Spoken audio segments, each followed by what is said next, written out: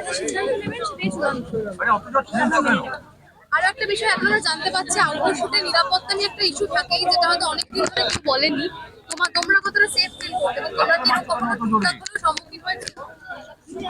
আমরা প্রত্যেকেই কিছু না কিছু প্রত্যেক আর্টিস্টই আমরা অনেক প্রতিকূলতার মধ্যে মানে শুটিং করি। শুটিং করতেই হয়, তখন কিছু অতটা করার নেই। ভাবিনি। হ্যাঁ, আজকে বোধহয় রাহুলদা চলে গিয়ে আমাদের ভাবাচ্ছে।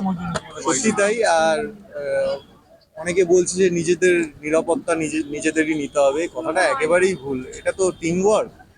আজকে এই ট্রেনটা চলছে, ট্রেনের যে চালক রয়েছে তাকেও তো নিরাপত্তা নিতে হবে। সে দেখবে কতটা স্পিডে চালানো উচিত, রাস্তায় কতটা প্রতিকূলতা রয়েছে, সবটা দেখতে হবে। আমাদেরও দেখতে হবে, আমরা যারা যাত্রী থাকবো ট্রেনে, আমাদেরও দেখতে হবে নিজেদের নিরাপত্তা। তো আমাদের সবাইকে সবার নিরাপত্তার দায়িত্ব নিতে হবে। কারোর উপর দায় ঠেলে দিলে হবে না, যেটা আমাদের সবারই মনে হচ্ছে, পুরো আর্টিস্ট ফোরামের পরিবারের সকলের মনে হচ্ছে যে এখনো পর্যন্ত সত্যিটা উন্মোচন হলো না কেন। এতদিন হয়ে গেল, আজকে প্রায় 8-9 দিন, এখনো অবধি আমরা সত্যিটা কেন জানতে পারছি না। আর সেটা তো জানতেই পাচ্ছি না, তার উপর আরো মানে সব থেকে লজ্জাজনক আর দুর্ভাগ্যজনক হচ্ছে যে রাহুলদার উপরে পুরো দায়টা ঠেলে দেওয়া হচ্ছে। আর আহ, এখানে যেখানে আমরা সবাই দেখতে পাচ্ছি, চোখের সামনে পরিষ্কার যে 8 থেকে 10 রকম বিবৃতি পাওয়া আর যাচ্ছে। সব থেকে বড় কথা, রাহুলদাকে যেটুকু চিনি বা জানি, রাহুলদা ডিরেক্টর যা বলবেন রাহুলদা সেটাই করতো।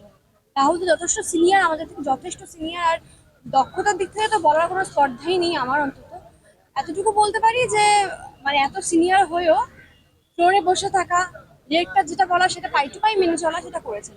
আগ বাড়িয়ে কিছু করবো সেরকম মানুষ উনি ছিলেন না। আমাদের অনেক কিছু শেখার ছিল রাহুলদার কাছ থেকে, অনেক কারণ কিছু। আমি ফলোয়ার ছিলাম রাহুলদার। আর আমরা সত্যি একটা, আমি বলবো যে অভিনেতা অনেকেই থাকে, কিন্তু উনি আর জ্ঞানী অভিনেতা, মানুষ, শিল্পী, আর তার সাথে এরকম একজন ভালো লেখক আমার মনে হয় খুব বিরল। মানে আমরা সত্যি জানি না যে আমরা কি হারিয়েছি। তবে আমরা চাই, সত্যিই চাই যে এর সুবিচার সত্যিটা হোক। সবার সামনে আসুক। আর কর্মবিরতি থাকাটাও একেবারেই কাম্য নয়।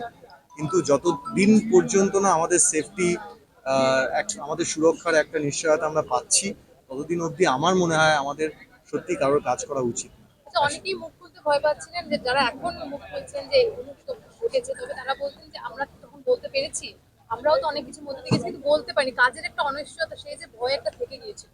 আজকে এই বিষয়টার কারণে সবাই হয়তো সামনে আসছে, যারা যারা প্রবলেম ফেস করেছেন।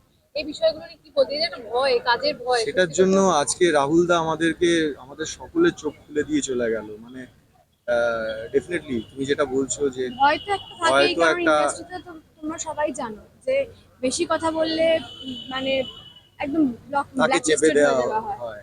তো সেই জন্য ডেফিনেটলি অনেক সময় অনেক কিছু সহ্য করতে হয়েছে, বলা হয়নি।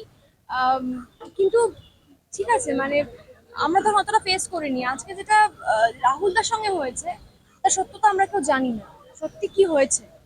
আর আর কেন এইভাবে, জানছি না, সেটা সব হ্যাঁ থেকে মানে বড় 9 দিন প্রশ্ন। হয়ে এতদিন গেল, হয়ে এখন গেল, আমরা কেউ কিছু জানি না কেন। মনের মধ্যে অনেক প্রশ্ন, সেই নিয়ে একটা আমরা মনের মধ্যে প্রশ্নগুলোকে চেপে রেখে ঘুরে বেড়াচ্ছি।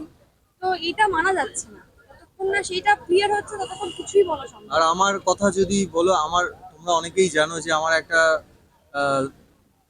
শট দিতে হ্যাঁ, গিয়ে একটা দুর্ঘটনা দুটো পাই ঘটেছিল। ভেঙে গেছিল। দুটো পায়ের গোড়ালি আমার ফ্র্যাকচার হয়েছিল, তারপরেও আমাকে দুটো শট দিতে হয়েছে।